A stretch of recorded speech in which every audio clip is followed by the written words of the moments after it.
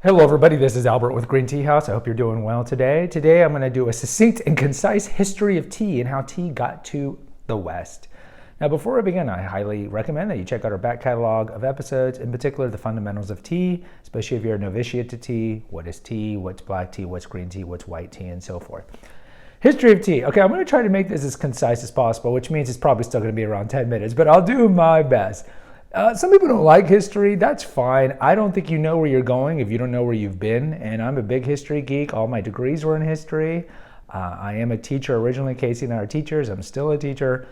So I don't teach history. I teach anatomy, but still, I've always loved history. And I think how tea got to your table, I think is interesting. So what do we know about tea? Tea is grown in China. So when we think of tea, think of cha. That's what they call tea. Tea has been grown in China since about, the early recorded history is about 2500 BC. Yes, I'm going to say BC and not BCE. And then what do we know from there? It worked its way into the Chinese culture later on, and then Buddhist monks from Japan and Korea came to China and brought some of those seedlings back, and that's how tea got really big in those countries. So we're not going to spend time in Asia anymore. So how did tea get from China to us? Well, one word, colonization. And really it's going to be two words in particular later on, British Empire, but we're not there yet. So tea. When does the West figure out tea? Well, Russia, if you consider Russia part of the West, they started to get it with their, it was like tea horse trade. So there was like a Silk Road, you know, the Silk Road that got to Europe through China. The Silk Road was a place where tea got to the West, but in very limited amounts. But a lot of tea went to Russia. So Russian tea is typically a black-based tea. And that's one route. But in terms of like West, it was the Portuguese that really first brought tea to the West. I remember they had colonies in East Asia. So if you look at like Indonesia, was originally a Dutch colony. And the Portuguese had Macau, the Portuguese had little outposts. But eventually the Portuguese got subsumed by a larger maritime empire, which were the Dutch. So the Dutch started to bring tea into the West. This is like in the 1600s. But remember, at this time, shipping is expensive, and the tea, by the time it went around the Cape of Good Hope, around Africa up to the Netherlands, was expensive and it was stale. We just did an episode on can tea get bad. Tea can't spoil, but it can be stale, meaning it loses its taste. So tea wasn't the best that got to the West. Now the big kind of change was Charles II, who was the Restoration King of England. He came into power in about 1660. He was married to a Portuguese wife, and she brought her love of tea to the English court, and then the rest is history, so to speak. And she popularized tea to the point where later on we'll get the afternoon tea, the English breakfast tea, and all these things like that. So at this point, now we're like in the 1700s. We know that England has colonized India amongst a lot of the other parts of the world. And they didn't like the fact, I forgot, I'm drinking a pour here. This is my third steep of a pour. I know it's live. Still, look at all that vibrant color coming out of this dark tea. So the English, being smart, savvy mercantilists, thought we want to find a quicker, cheaper way to get tea to us. So eventually what they did, and this is more of the 1800s, they created the British East India Company. And one of the things that the British East India Company did was to get tea to come faster to English colonies. So one of the things they did in the early 1800s is that they sent some scientists to China, and for lack of a better word, they smuggled some Camellia sinensis leaflings and smuggled it out and planted some in India, in Darjeeling and Assam, which is kind of near the area around Bangladesh, which is the area that's most conducive to growing tea in India. Also, in India, they discovered the Camellia sinensis assamica variant. Now, if you don't know what I'm talking about, go to episode 1, What is Tea? And so that was kind of a boon for them. And so what they started to do was like, hey, we don't want to work through a middleman because it's more expensive to go through China. Let's just grow it in India, and then we can control the monopoly. We can control the trade to the West. That's smart. So what you see in the 1800s is tea being grown, both sinensis and sinensis assamica. Assamica is going to be the big one because those are the bolder leaves that leads mostly to black teas. And those are the black teas that are eventually going to be the famous black teas that are drank in the English colonies. So eventually they're growing this in India. They grow some in Ceylon on the tip of India. That's where you get Ceylon black tea. Nilgiri is grown down there too. You see a lot of it being grown now in Kenya and whatnot. Then you look at shipping. So now we have faster ships like the Clippers in the 1800s. Also, you have the Suez Canal being opened in the 1860s. So that's a direct route into the Mediterranean instead of going around the Cape of Good Hope. These things speed up tea getting to the West. So now tea isn't as stale. You know, we just talked about that long ago, how green tea really gets bad after 6 months. Imagine back then. I mean, by the time it still got to England and then shipped to France and Italy and whatnot, you know, even though tea's not that big in those countries at the time, but imagine the tea getting to America was still pretty stale. So that's what you got. Then you have the Opium Wars. England was fighting with China, essentially dumping opium into the Chinese to drug them up to get trade concessions. And look, they weren't the only ones that did it. We did it. The Russians did to get these spheres of influence. And that led to more access to tea. And then eventually what you see is England is controlling the trade. Now, tea was heavily taxed. We know this with the Boston Tea Party, but in general in England and in English colonies, it was taxed at like 120%. So in the 1700s, 1800s, and really up into the late 1800s, tea was really only for rich people.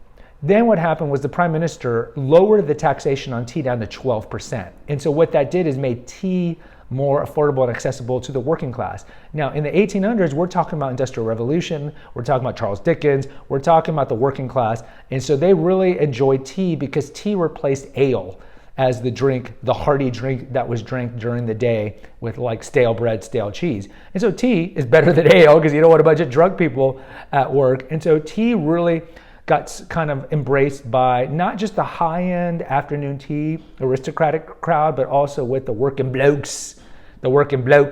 And so English tea, therefore, which is black tea, look at a variant like Earl Grey, all these are the most popular teas in the English colonies and therefore in the majority of the Western world during this time.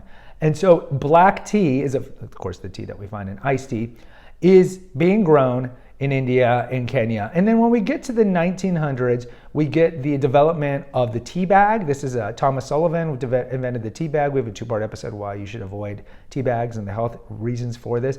So that really then super commoditized tea because now, kind of like with hot dogs, you know, hot dogs are the scraps of the animal, of the cow and the pig. Now they could just get the fannings because when the British East India Company would bring this tea to either India or up to England, they would have them at auctions. And so there was a classification system. We might do a future episode on this.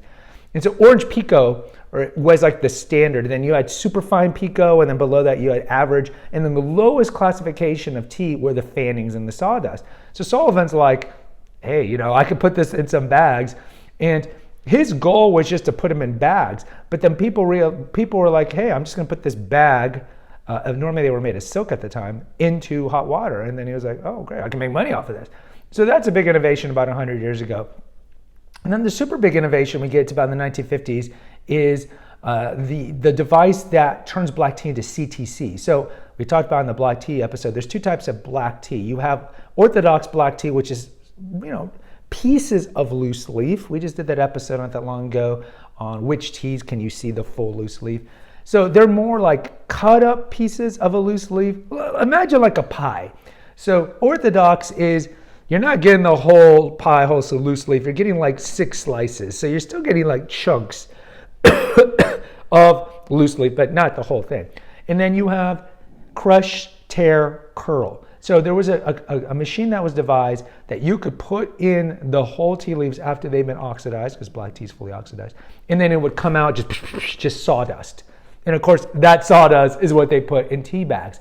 So this machine that made CTC made tea even cheaper to make, made it even faster to make, and now you could put them in tea bags. Whereas beforehand, the tea that was in tea bags, it did take some time to do it and package it, but now we have quicker factory and modernization in the 1950s, and now they can just churn this out. And so really about into the 1970s, you look in the West, the large, I would say into the 1990s, the large majority of tea that's consumed in the West is black tea. Then you started seeing the resurgence of green tea and then later white tea and so forth. And this is largely due with the opening of China. So China was a closed market during the communists, and then Nixon started to open China in the 1970s, and then you really see it opening up in the 90s. And at that point, American companies were going in there, other European companies were going in there, and they saw that there was maybe a demand to make this green tea, or to export out this green tea. And then of course the Chinese communists thought, well, this is a way to make money as well. And so if you look, the majority of history of tea is black tea. It's black tea, which is the least healthy and my least favorite, but it's certainly the least healthy. And only in the last 30 years, but certainly a spike in the last 10 years, that you see now Japanese green tea being exported and embraced. You see white tea, you see matcha Japanese, you see even pu'ers. And now we're living in a world, because of just complete free market, that pretty much any tea can be purchased online or at stores. And so now we have this complete free market kind of world. And the English did a lot to bring tea to the West. We owe them that, despite colonization and imperialism. And that's essentially the history of tea and how we get tea to us. I'd say 5 out of the 6 categories of tea from the Camellia sinensis plant are pretty easy to buy. Yellow tea, as I mentioned before in the episode on yellow tea, or as my daughter calls it, pea tea, because it looks like pea, is the hardest one to find. You can find it in maybe some high-end tea stores or online, but as I mentioned with yellow tea, it's barely made even in China, and it's barely exported. And the ones that are exported, you got to be careful that it's actually legitimately yellow tea. I mentioned it in a video, and I have a picture. If you go to the community section of this channel, my mother-in-law got me some yellow tea, and I have a picture of me holding it and drinking it, because it's a pretty rare tea. But that's essentially the history of tea, as concise as I could get it, and it was over 10 minutes. My apologies on that. Guys, post in the comments. I would love to hear from you. Until next time, take care, and God bless.